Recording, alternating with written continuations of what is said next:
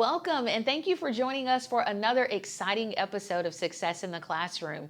Joining me today is Miss Dawn Konecki and Miss Lacey Allen, Military School Liaisons. Welcome, ladies. Thank you, Dr. Shepard. Thank you for having us. Thank you so much for having us. We're really excited to be here today.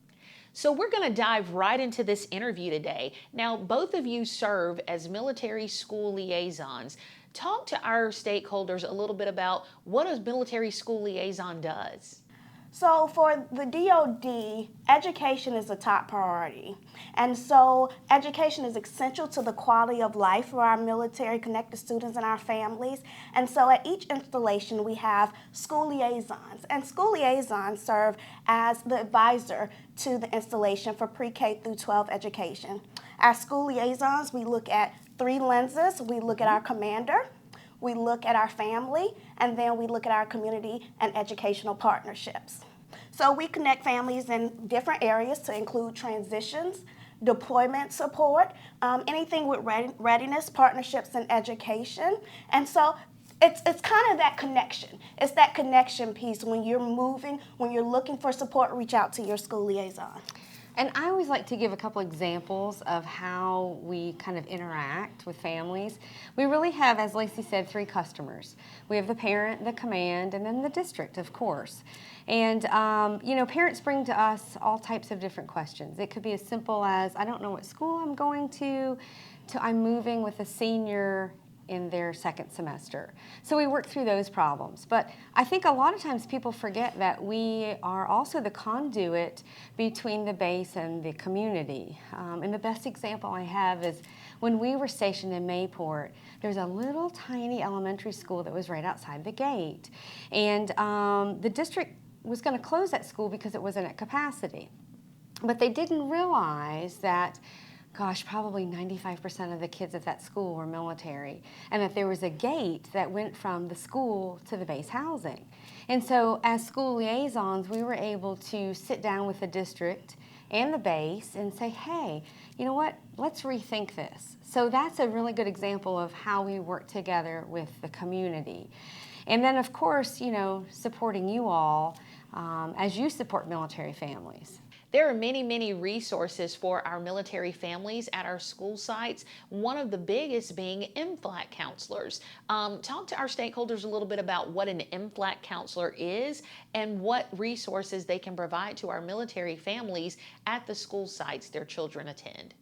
The MFLACs are military family life counselors, and they are licensed mental health providers, but they function in a non-clinical way. They provide walk-around services, and they're kind of behind the scenes.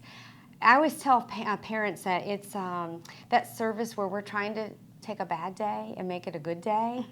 And they're just looking for those situations. So you might find them on the bus ramp, in the library, in the cafeteria. They'll do group activities for military kids to kind of help with transitions and get to know one another, or they may do individual, just depending on the need, but they are invaluable. And we have 32 of those positions in Santa Rosa County. So we believe very, very strongly in it, very strongly.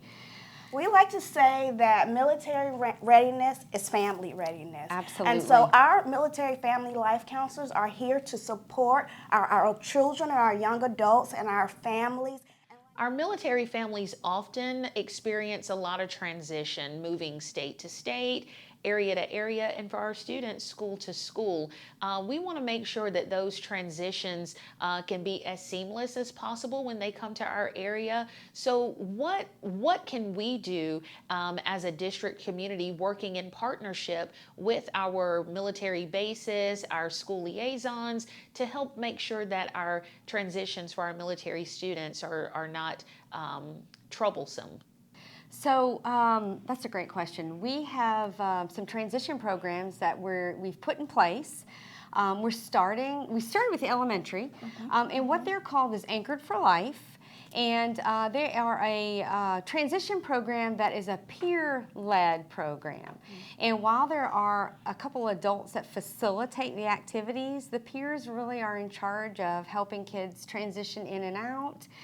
Simple things like, who to sit within the cafeteria. The cafeteria is a scary place. And we sometimes pull kids out of the bathroom because they just don't want to go into that scary cafeteria. I'm with you. It was scary for me in high school. It really was. But we work with the staff and the kids to provide these transition programs. And it's not just about transition. They also have character building, a service project, which is super cool. I mean, you typically see service projects in high school, but you don't see them in elementary. Well, elementary, they're now doing service projects. So we are so excited to have Anchored for Life. We actually have 19 of those clubs in our schools right now, and 4 of them are a brand new high school program that we're launching this year, and we're the pilot for. So super excited about that.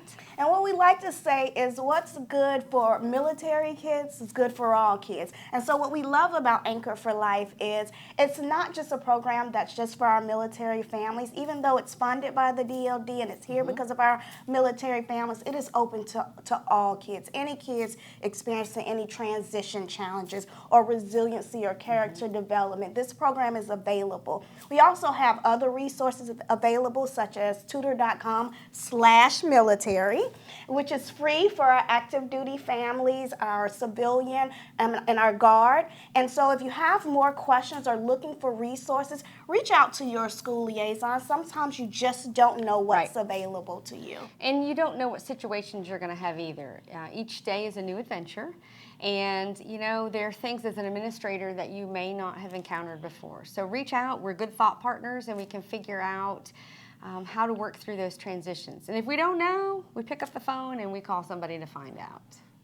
We love our military families here in Santa Rosa County, and we always want to celebrate them just to show our appreciation for how much they do for us and for our country. Now, each April, we celebrate the military children during the month of April. So can you ladies talk a little bit about what happens during the month of April, the month of the military child? April is Month of the Military Child. It's a time set aside to celebrate our youngest heroes, over millions of children and young adults who, when their parents serve, they serve too. This is a part of the legacy of Casper Weinberger, Secretary of Defense. And so it's just a time set up where we can honor them, where cities, states, communities, and schools can get together and come up with ways to celebrate our young adults. If you're ever looking for ways on how you can highlight and celebrate during the month of the military child, reach out to your school liaisons.